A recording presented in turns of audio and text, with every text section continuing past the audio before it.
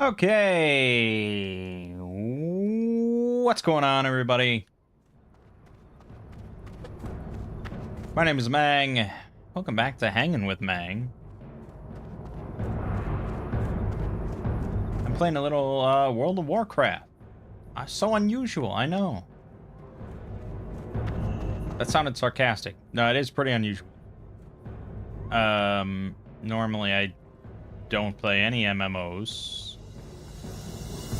But you know, if you've been paying attention this week, Lego and I started playing some World of Warcraft on Two Brothers Play. Specifically, we're playing this Ascension private server thing with their Warcraft Reborn. Sort of a vanilla classic plus kind of thing. A blend of like classic and retail, sort of. And I've also recorded a couple of videos solo. But obviously it does not make for the most entertaining solo content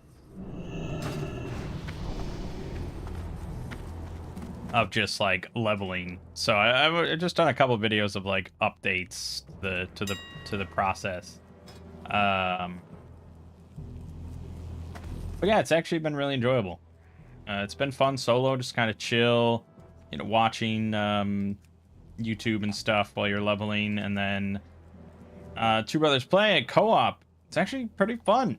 Like, it's not like the perfect co-op experience, you know, there's still some issues with that that are just part of kind of an MMO, so to speak.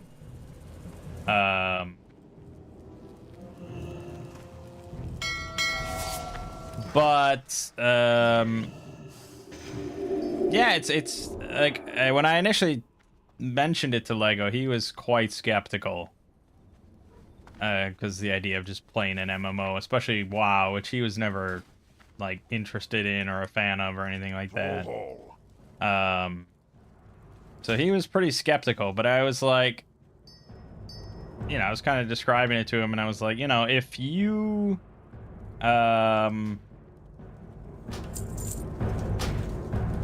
if it wasn't called WoW, you know, if it wasn't World of Warcraft, you'd be all on board for this kind of thing, you know? Summon me. Like, it's like a full co-op experience from level 1, where it's an open world RPG where we level up and do quests and get gear, and you know, we have talent specs, and there's all these classes, and you're like, yeah, I mean, I'm describing World of Warcraft, of course, but if that was some new other game, he'd be like, yeah, hell yeah. So it's really been growing on him, I think. He even talked about maybe playing it on his own a little bit.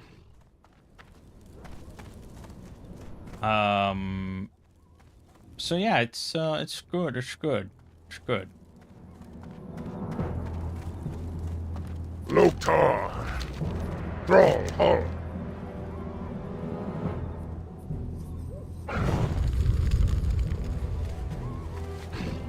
Go with honor.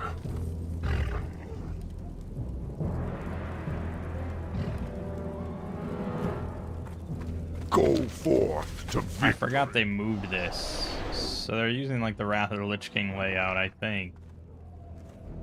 Not the original vanilla layout, where it was up there.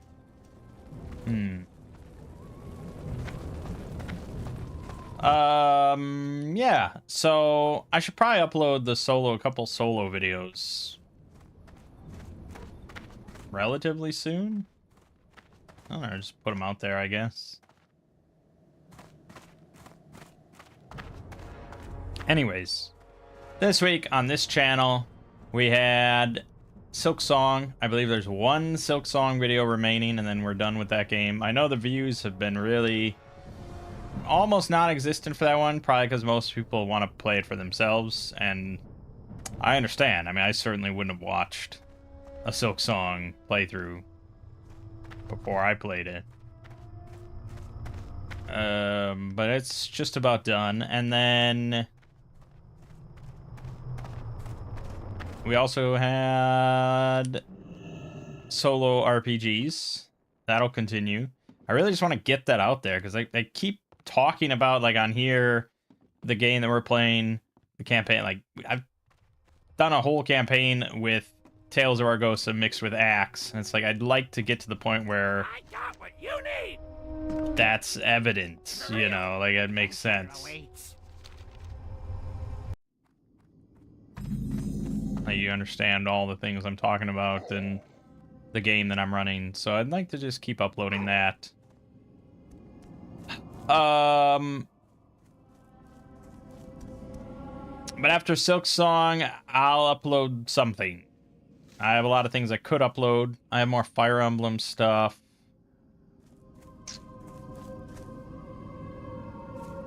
I have that operator game that I played. Maybe I should just upload that real quick.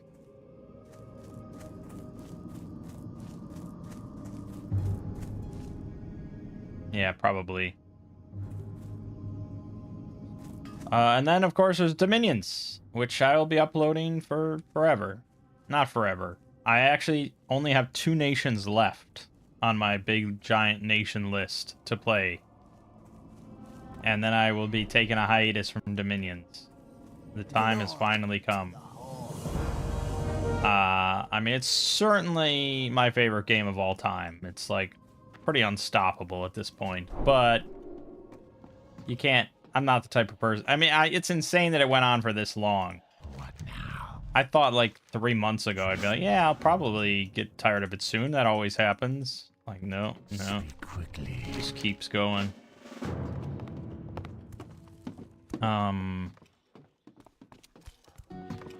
Yeah, so eventually there'll be an end to the uploads, but not for probably like a year.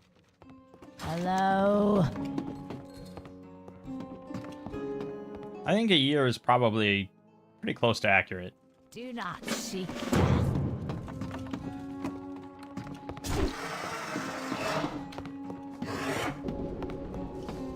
Which is a long time. A year of daily uploads. I really went crazy. And they're not like 20-minute videos either. They're like 2 hours long on average.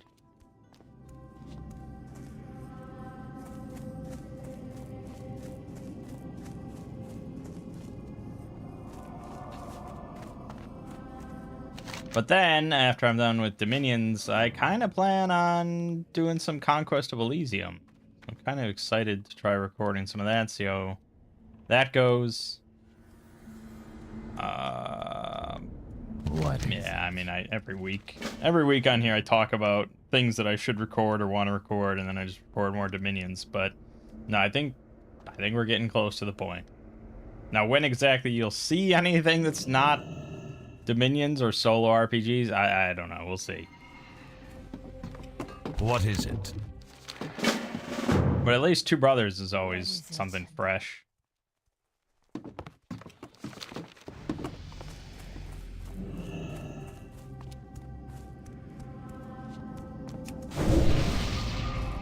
Yeah, that's pretty much it. That's where we're at. The bells have tolled. Shelter your weak, your young, and your old. Each of you. It's currently the Halloween event, of course, which doesn't feel vanilla, really. I mean, vanilla definitely had a Halloween event, but I think it was just like... trying to remember. I think there was like the trick-or-treating thing, but then it was just like a special instance, maybe, in Scarlet Monastery, or maybe that came later. I don't know. Fucking like 20 years ago now. I don't remember.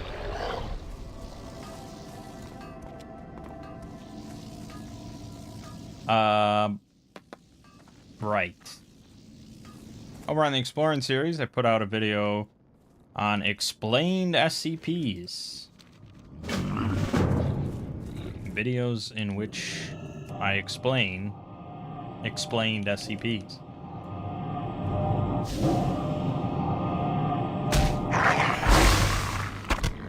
And yeah, I didn't really look at the view counts, but I think it was okay. And then this week I worked on another horror movie, Pulse from 2001, little J horror. It's interesting that like half the ones I've covered now are Asian horror. Just kind of worked out that way. I don't watch specifically like a lot of Asian horror, but I mean, do, and I have, but I watch a lot of horror.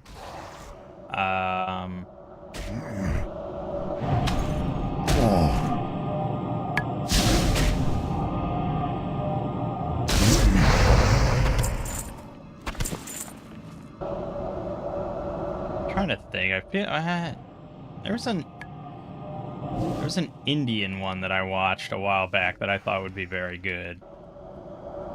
God, I'm not gonna remember the name. Tumambad or something like that. I'm sure if I type in Indian horror, it'll be right up there. Let me see.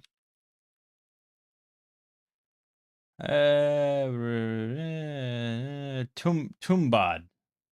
I don't know. I'd have to figure out how to pronounce it, but yeah, Tumbad. That was a really good one. That one had just like a really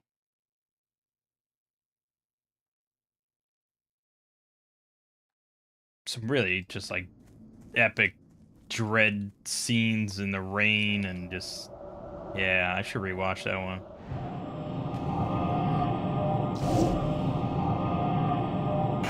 But yeah, I keep hoping that the algorithm's just gonna be like, hey, you know what? Let's share this.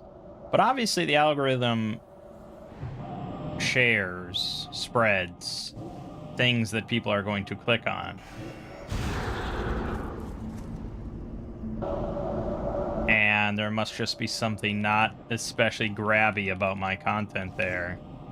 And people aren't going to click on it.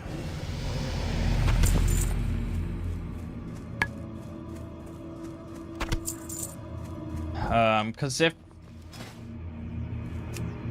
You know, I would love just kind of an excuse to be like, hey, look, these views are kind of picking up a bit. They're getting close to being equal to SCP. I think we're going to switch and just cover horror movies now. I mean, I'd love that as an excuse. I don't know if excuse is the right word, but a reason. I'd love to be able to... I mean, there's still plenty of SCP, and I still like SCP. The 9,000 contest just ended. So I'll be busy. But yeah, every time, you know, every year now in October when I do these, it's like just this wonderful feeling when I sit down on a Monday and it's like my job for this week is to just work on a video about a horror movie. Just like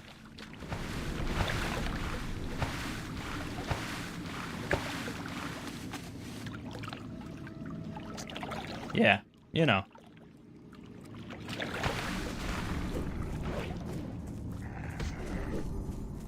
Because there are so... I mean, I watch a lot of horror movies, so there are so many that I could cover.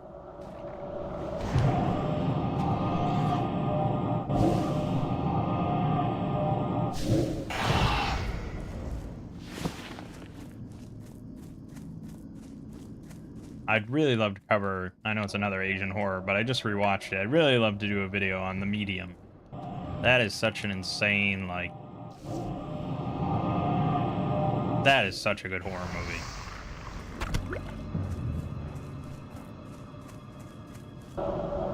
It's not my favorite. Obviously, my favorite Asian horror is Pulse. But although those two movies couldn't really be any more different. Oh, good. Phasing. Why is there phasing right there?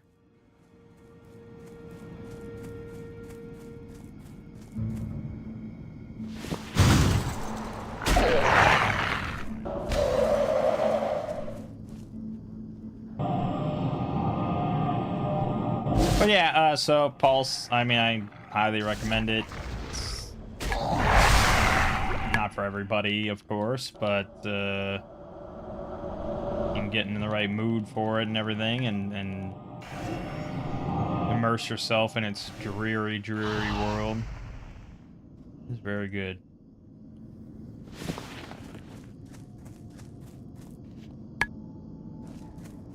And then next week, I'll be working on a shorter video. It'll be like, I don't know, 15 minutes, maybe, something like that. It's, I think, another one from the Phobias about like a meat packing plant or something.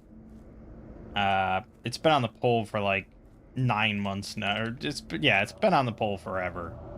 And no one's picked it because I specifically said that it was a shorter article, and nobody wants to vote for that.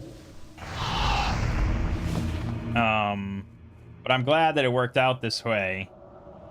I've been clearing up my poll for the last month or so in anticipation of the 9,000 contest and stuff. And so it worked out this way.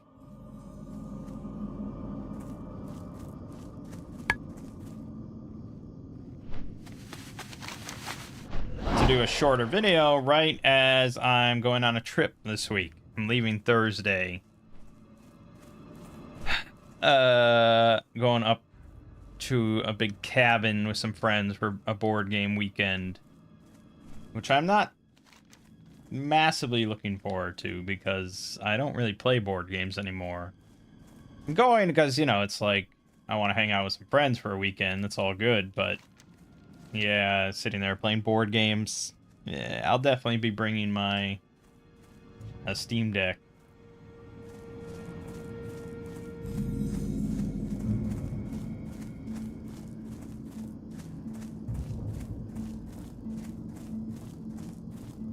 So this allows me to sort of cram together a shorter video this week, which is nice. It's very nice relief.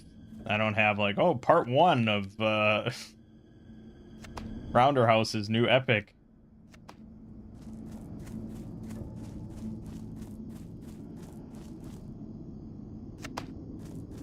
So that's that. And then, of course, next Friday then is Halloween, and I'll be putting out my video on Lovecraft's The Dreams in the Witch House, which should be about 2 hours or something. I'm close to finishing the recording.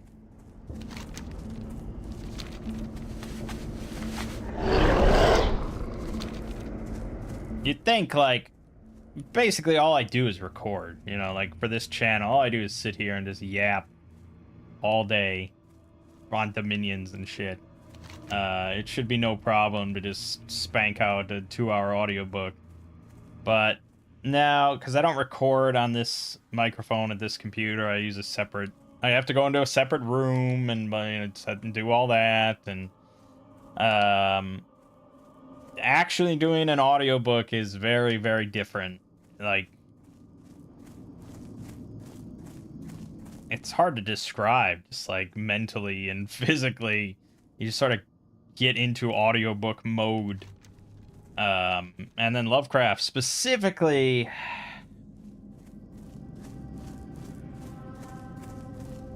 he's, you know,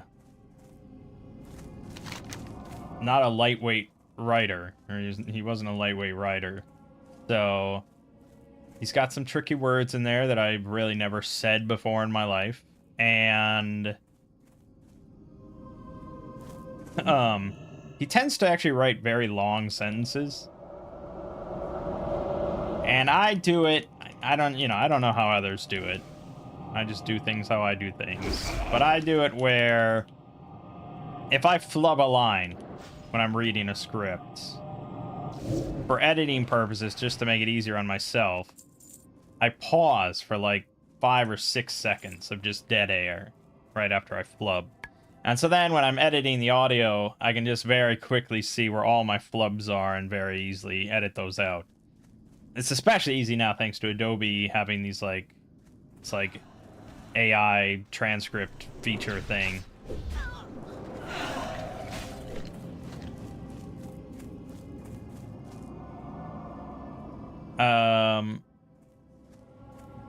But that means that he has these very lengthy sentences, so if I fuck up towards the end of one of his, like, paragraph sentences, I have to go back and redo the whole line. And that happens a lot when I'm reading Lovecraft stuff, compared to my own scripts.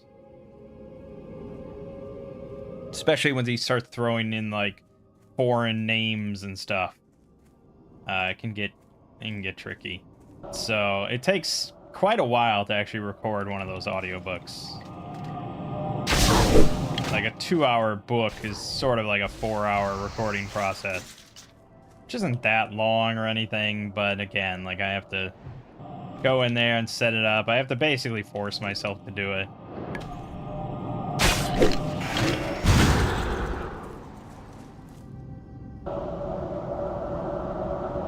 But it's not too bad. I basically just do it every Saturday and Sunday throughout the month.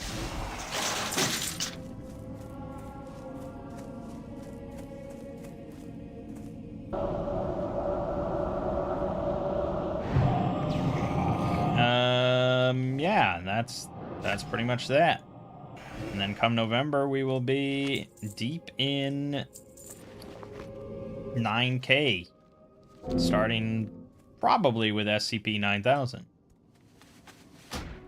which just got announced to be Jay Dune's article. Now, I'll be real honest, I have not read any of the 9,000 entries. I didn't vote on them or anything like that. Oh, fuck's sake. I'm cooked.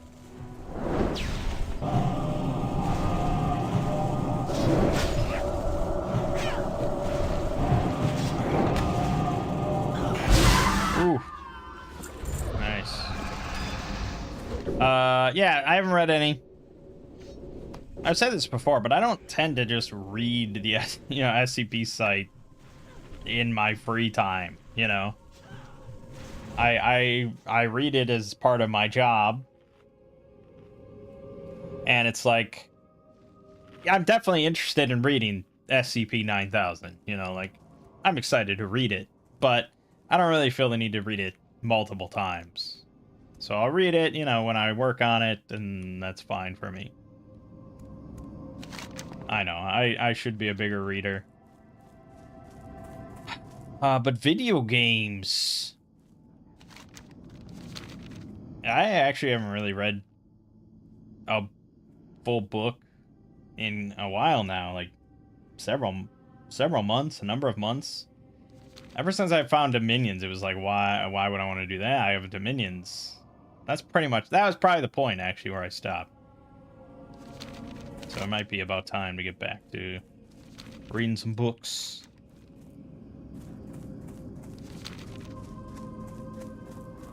Anyways, that just leaves some RPG discussion.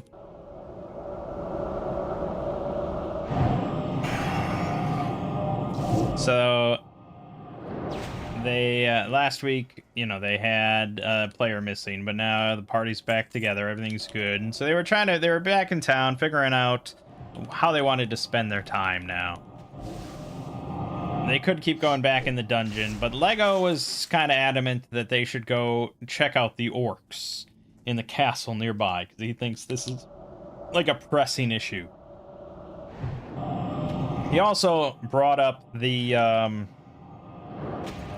town to the north that's under siege.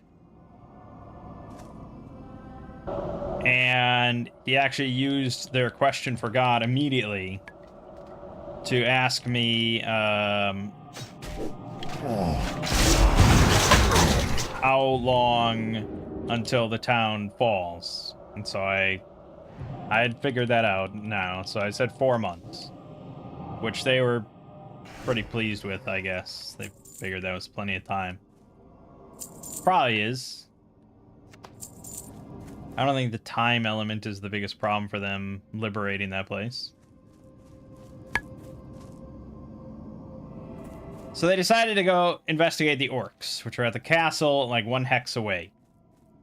So they set out, they set out. And I had them roll wilderness lore to figure out if they got lost or not. Pretty standard stuff. And they have one person who has wilderness lore and a decent intelligence score.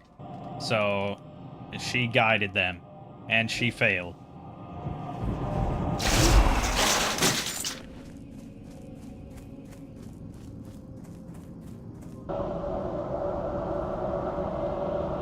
And I was like, oh shit, they're gonna get lost.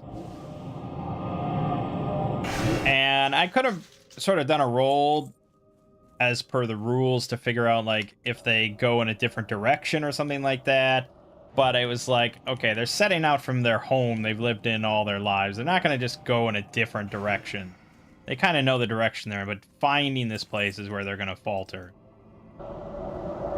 So I was, like, scrambling. And while they were kind of figuring out what they wanted to do at the start of the session and stuff, I was looking up because I was like, I need more stuff. I haven't done enough prep for, like, this hex crawl, you know?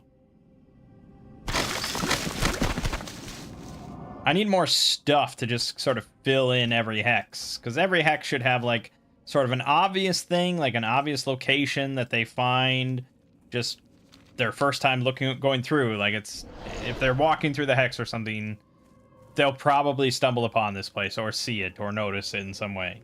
And then there should always be something a little bit more hidden, something they have to investigate. And the size or you know, the significance of the two things doesn't really necessarily correlate to their obviousness. So, like, the main dungeon might be hidden or it might be obvious, and then there might be, like, a little thing that's obvious or a little thing that's hidden. You know, it doesn't really matter. And so I was trying to think, actually, while they were deciding, I was like, okay, I need, like, some one-page dungeons that I can just toss in real quick if they go to a hex and I don't have anything. Sure enough, here was a perfect example. I didn't have anything else in that hex except for the castle where the orcs were. And I'm like, okay, well, I just looked up this one-page dungeon. Let me throw it in here. I don't remember what it was called. But basically, they come across, like, this pool of water. Like an actual pool. Like a marble pool. In a clearing. And there's, like, a statue of, like, a Persian soldier or something in front of it. And a bloody altar in the middle of the pool. I should have been more obvious. But this is the problem when you're just trying to freewheel, spitball a one-page dungeon on the fly like that. Like, yeah, it could have been more obvious. But basically, there was a staircase. It's a really tricky dungeon, to be honest. There's a staircase leading down into the earth underneath the statue. So you actually have to, like, move the statue or just dig out a hole or something so you can reach the staircase. Like, it's not obvious how you... And there's no mechanism or anything. And it's, like, physical labor to get down there. The altar is just nothing. Like, it has some magic. There's a ritual, but it's not really obvious or part of it at all. So it's mostly getting into the staircase. And I did not make the staircase too obvious, even though I should have. So they never found it. But if you go down the staircase, you go into, like, a flooded room. Like, completely flooded. And you have to get through a flooded room into, like, a flooded corridor. And then if you go up through the corridor, then you finally reach dry ground again inside the dungeon. It's only, like, 3 rooms or something like that. Like, it's really simple and small. So the main thing is just getting down in there and getting through the flooded chamber and stuff. But yeah, I didn't make it obvious enough, and Embrace the shadow.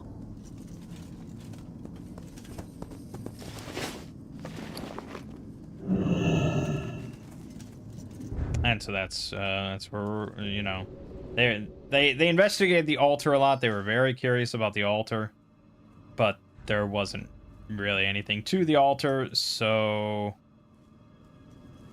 they eventually just left. This is what happened, anticlimactically. Prepare yourselves. The bells have tolled. Shelter your weak, your young, and your old. Each of you shall pay the final sum. Cry for mercy! The reckoning has come! Yeah, that's true.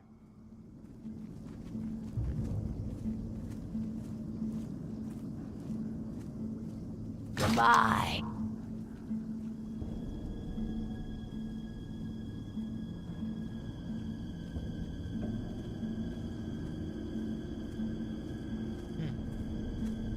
Be quick about your business. So they went on their way. And oh, so no, they got very interested in the altar. Right. They got very interested in the altar. And What do you they were like, oh, well, we have to sacrifice something. We have to sacrifice an animal here. The fire burns! So they, God, shut up, please. I'm trying to think. They decided to go hunt a deer to sacrifice on this altar, which was largely like Lego's idea, and it seemed questionable, I think, for a paladin to just volunteer to do something like that. But that's what they did. They went and hunted a deer.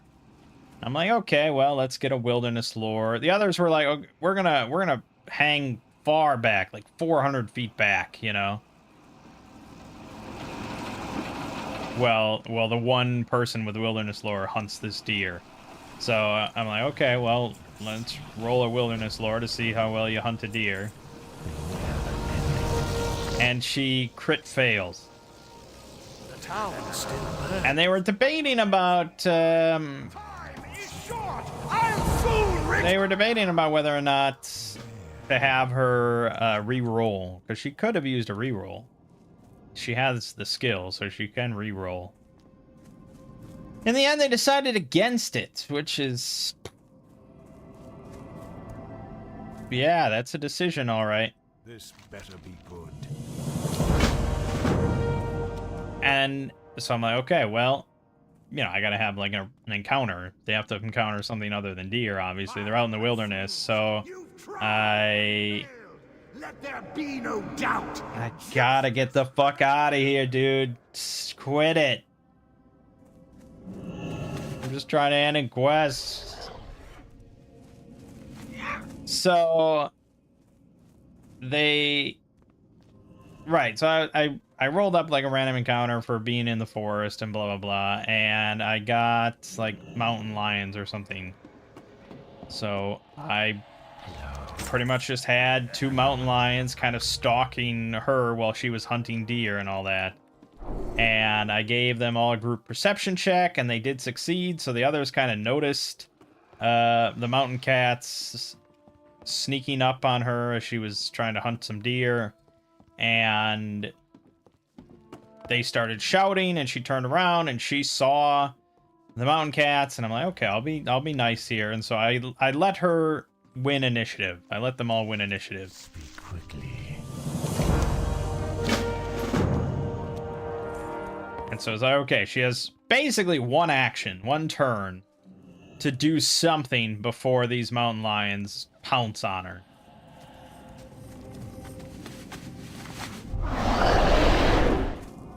And there's a lot of things you could do in that situation. I mean, you know, she wasn't powerless. She actually had like flash powder or something like that.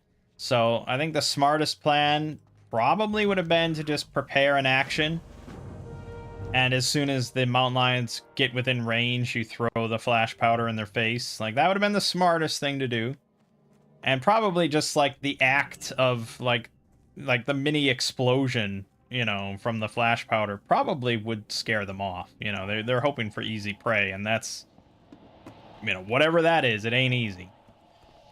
She didn't do that. She fired her bow once. And she hit him. She hit one of them for some amount of damage, which I could have allowed to just scare him off, but it's like, that's really a very minor thing to do in a situation. And the others were, remember, 400 feet away, so they were not going to be much help. My mom actually could fire her crossbow, pretty much that far, but with a big penalty, and she already doesn't have good perception, so she never would have hit. And, yeah, so they're running towards her, and the mountain lions go, and they both pounce on her, and I roll just like... They both get 3 attacks, so I rolled 6 times, and 2 of them are crits. So, and then if their first 2 attacks hit, the third one automatically hits. And there's a chance she gets knocked to the ground. So, of course, the 4 successes that I had were on the first 2 attacks for each. So the third one automatically hits. So she got hit 6 times, and 2 of those were crits. So, yeah, needless to say, she went down. And then they started dragging her corpse off. And they managed to scare him off. And they rolled her body over and did her death saving throw. And thankfully, she was not dead. And she didn't really have that bad of an injury. She had...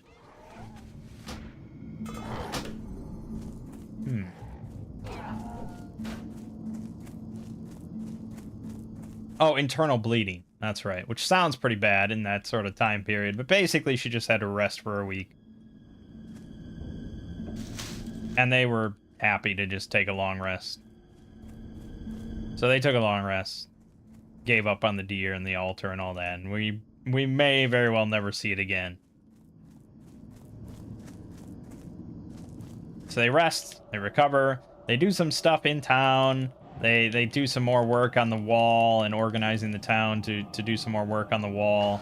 And they're actually over halfway done now with converting the wooden wall to a stone wall, which will help pretty significantly in the long run.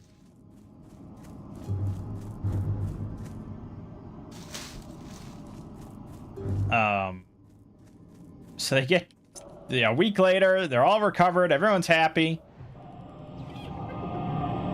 And...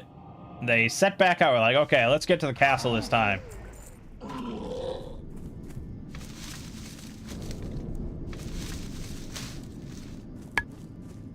And I have her roll wilderness lore again. She fails again. I'm like, okay, so I roll up a random encounter. And I got... I think they rolled like a 20 on the random... or I think they rolled a random 20. I had them roll on the table, so they rolled a 20. They didn't know what that meant. They thought it might be really bad. And 20 in the book was like a unique terrain encounter. And so I roll on that table, and basically they find a place of elemental power. A place of elemental earth power. And I'm like, I don't know what the fuck that means. So I fired up ChatGPT real quick, and I was just like, look, I rolled up that they found a place of elemental power. What the fuck could that mean? And it gave me like 4 ideas, and one of them was that it's just like a doorway, like an you know. I was describing the scene while I was typing this in. So I described that they find like the cliffside, like a small cliffside. And on the side of the cliff, like in the dirt and stone, there's like this earthen archway that's like molded into the earth, you know, and it just, you know, there's just solid earth there. There's no, it's not an actual doorway or anything, but it just looks unusual, and they can sort of feel like power, magical energy emanating from it. And so one of the things that ChatGPT said was that it, you know, it's like an actual portal to some place underground or something like that. And I was like, okay. And it activates if you hit it like directly in the center with a weapon made of stone or wood, or stone or earth or something like that. I was like, okay, we can work with that, because I have a dungeon that I don't know if they'll ever get to in this campaign, but I kind of want to throw it in there. I mean, it is in there, but I kind of want to just throw them into there. So they... I think they just pick up like a rock or something, and they smash it right into the middle of the thing, and I had them roll, although, you know, I don't. It doesn't really matter. And so the portal activates, and the dirt like crumbles away to reveal you know, an entryway into the side of the cliff. And I'm like, okay, so as soon as they go in, and as soon as they pass through, I'm like, okay, you feel instinctively like you have been transported to somewhere else, and you are now underground. And they emerge, and I dumped them into the middle of the second level of the Incandescent Grottos, which is an OSE dungeon. A pretty popular one. And so I just picked a room that didn't have any enemies in it or anything like that. This is now the second time this campaign where I've had to just find a spot in the middle of a dungeon to put them. But yeah, so they just emerge in the middle of the dungeon in this cavernous room with like glowing crystals and this like pool with colorful vapors coming off of it. And away they went. And they started poking around. They saw there was a river, an underground river nearby. And they decided to check out the pool of water a little bit more, so they kind of dipped their toes in, and it's like really pleasant. So my mom's character and Ray the goblin both get in and starts, you know, just sort of swimming, and it's really pleasant. But then I'm like, okay, well, Ray is a big dumb goblin that I get to sort of control, so he of course is going to drink some of the water, and that's where things get worse, because the water is basically like a sleep potion. You have to save versus poison or just instantly fall asleep for like 12 hours. So he drinks some of the water and he just instantly conks out. And now they have to drag his body around for the remainder of the dungeon. Which I thought would sort of expedite or kind of encourage them to be like, hey, we should probably get out of here. I think there was some mention, I think, that the portal wouldn't be open forever. They assumed they had enough time. Even though they didn't know how much time they had, which is just kind of a bad assumption. But yeah, they kept going. And they went into the next room, and then suddenly like a little bead in the middle of the room just explodes and is like a blinding flash on all of them. So that leaves 3 out of the 4 of them blind for like an hour.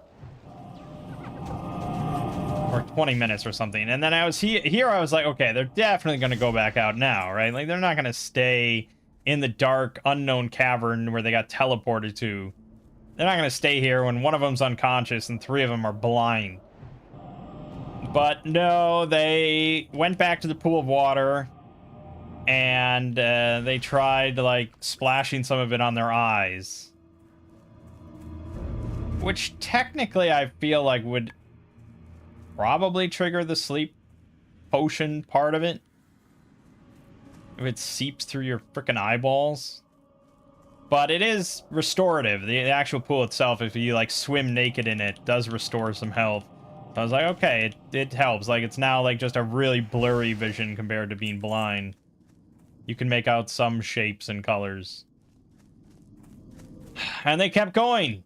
And they came to this room that had like a full bed, like a very nice bed and a full spread on the table of food and drinks and desserts and stuff, which is, yeah, if you see that in a desert, in a dungeon, it's just never a good thing. And they, of course, didn't eat any of it or anything like that. And then they saw a light coming down a corridor, so they went towards the light. And they ended up sneaking up on this sort of wizard. This female wizard. Just going over some books and stuff. And instead of just killing her, they assumed... Because they bumped into a zombie by the pool. And the zombie was just, like, sweeping with a broom. And he didn't attack or anything, and they didn't attack him, even though Lego was pretty convinced that as a paladin he has to kind of destroy any undead. And he should have. I mean, I should have penalized him for walking away and not killing it. Not putting it down. So they assumed right away that this was the necromancer. But instead of just bludgeoning her over the head, they tried talking to her. And she's pretty standoffish. She, you know, she told them she's not a necromancer, but she didn't really say what she was doing down here. She said, you know, there's a cult. There's a cult operating to the east. And there's a necromancer around to the southeast and blah, blah, blah. And they basically just went on their way.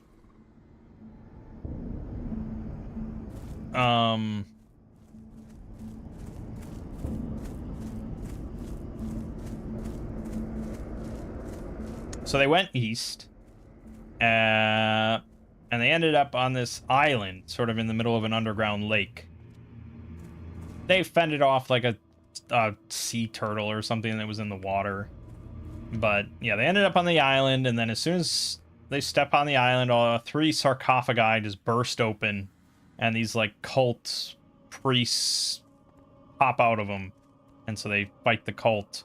And I didn't have any magic or anything prepared for this because I didn't know I was going to be running the incandescent grottos. You know, it is what it is. I'm very prepared to improvise every session now. So there's like this high priestess of the cult with magic, and I didn't have any spells picked out. So it's like getting to her turn, and I'm like quickly flipping through the axe books looking for a spell to use. Because I needed something kind of appropriate. I didn't want anything really like necromantic. I wanted something more related to the cult of the ooze and stuff. But I ended up spotting like boil blood. I was like, okay, it seems a little powerful, but fuck it, she'll be able to cast it once. And so she casts like boiling blood on Lego. He manages to resist, but he still takes like half his health and damage. But if he hadn't resisted, he would have died. And had he gone to 0 because of that spell, he would have instantly exploded in like a blood explosion. A boiling blood explosion. So, yeah, it was a good thing he saved on that one.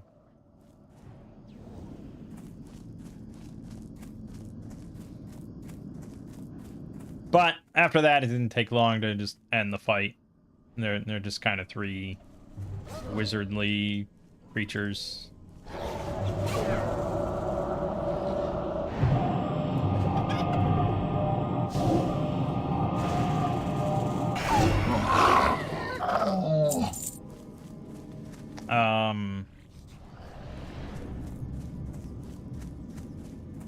So they end up like conversing quite a bit of like what should they do, how should they get out of there. They end up eventually going back to the pool because I think they want to leave at that point, and then they discover that the entrance is now closed.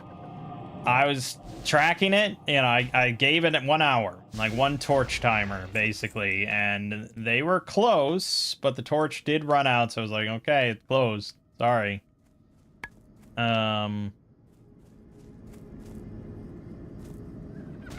So then they were like, okay, well, we're gonna go ask the wizard there, the wizardess, the witch, whatever, how to get out of here. Because she obviously got in here. And the book says that she's wary and worried that any outsiders will tell someone where she is. Because she's on the run from the Empire, this sort of nebulous empire. She knows like some big secret about the Emperor and how he's like a fake emperor put in by this evil league. So she's very worried that you know, there are going to be assassins coming after her. So it even says that she is willing to use like hostile magic to, if you know, if she believes strongly that that's the case, that someone's going to rat her out. And I was like, okay, so she's not really a good person, or she is, but she's just really paranoid and scared. And so they ask her, you know, how do they get out of here? And I'm like, well, she tells you that, you know, you just go south. Just go south from here. That's how she came in. Of course, to the south of them is a dream dragon, and it's a dream dragon lair. And so I did a couple random rolls related to the dream dragon, and it ended up being sleeping at the time that they arrived, which was fortuitous, I suppose, because if he hadn't been sleeping, there would have been a big fight, and they very well could have died, I suppose. He only had 16 health. I probably would have bumped that up a bit.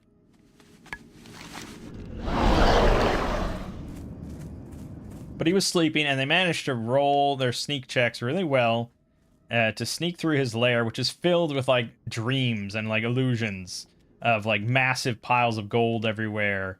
And there's, like, fat halflings rolling around on the gold, because this is what the dragon is dreaming about, you know? It's like all his piles of gold and, oh, halflings frolicking for him to eat and things like that. They did not touch any of the gold. They're not that dumb. Thankfully. But they go to the back of the lair, and there is the dream dragon sleeping on a big pile of real gold and treasure. Like a lot of it. Like 16,000 gold or some crazy shit. And they are just like, okay, Lego's pissed now that this woman lied to them. So they're just like, all right, this isn't the way out. Let's get the hell out of here. And so they just sneak away. And I was like, oh, man. I definitely would have fucking alpha striked that dragon and taken all that gold. Like, I mean, granted, I know that it has 16 health. And if I was playing solo, like, it would be hard for me not to know that it has 16 health. So it's hard to say if I was playing with an actual DM if I would have tried to kill that dragon, because that could be really bad. But these old school games, I mean, it is very, alpha strikes are really potent. Most things don't have an insane amount of health.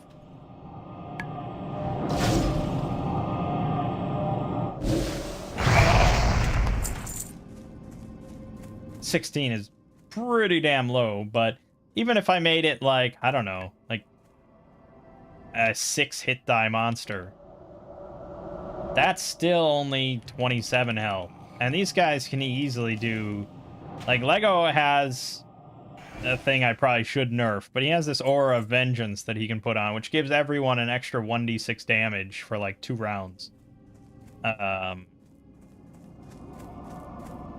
And you combine that with, like, the idea of it sleeping. So you either get, like, an auto hit or a big bonus to hitting. Like, advantage or something. Yeah, I mean, they easily could have one-shot it before it woke up.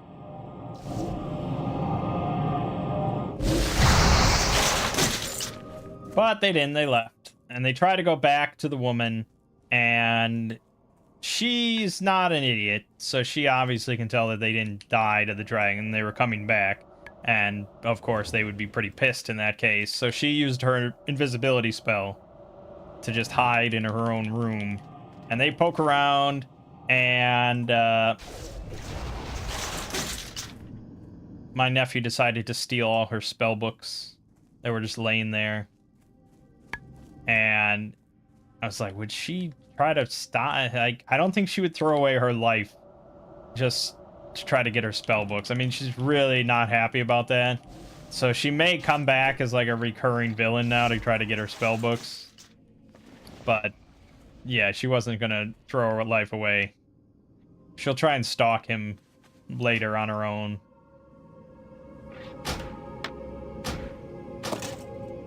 What is it?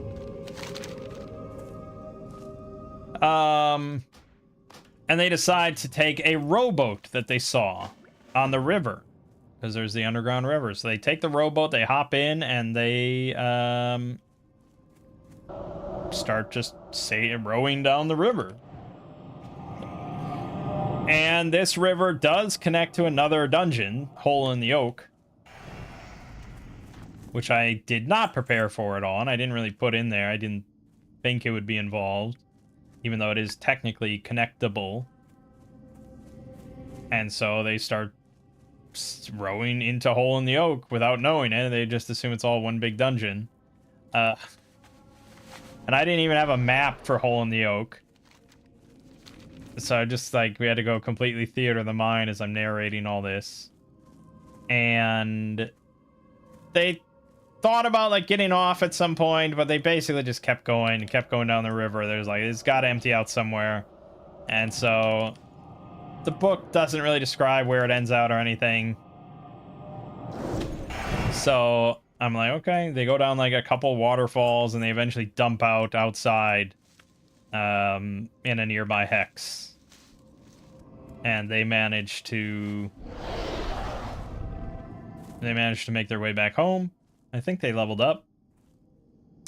And all was well. They did get some goodies out of the adventure. And they got some XP out of it. So yeah, it was all good. In the end, it was all good. That was a fun little diversion that all came just because they failed and got lost.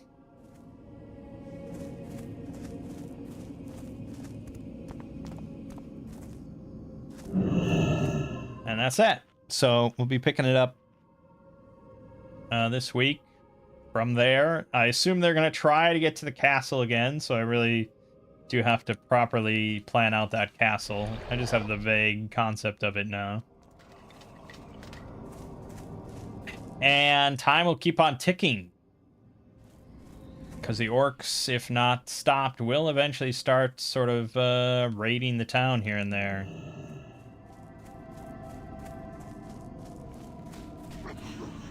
But yeah, they're all enjoying it.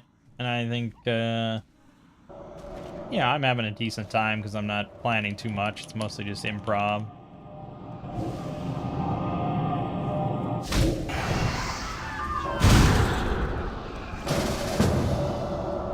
I don't really want to be in a group. Why are we in a group?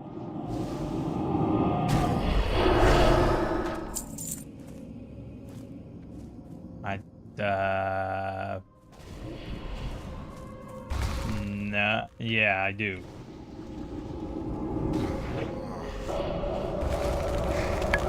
All right, so that's that.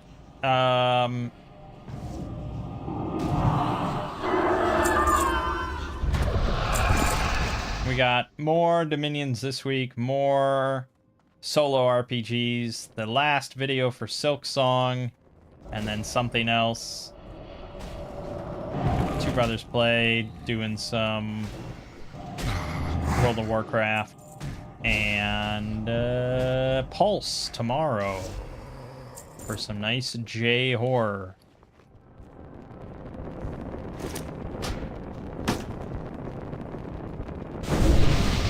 But for now, my name is Mangg. This has been Hanging with Mangg.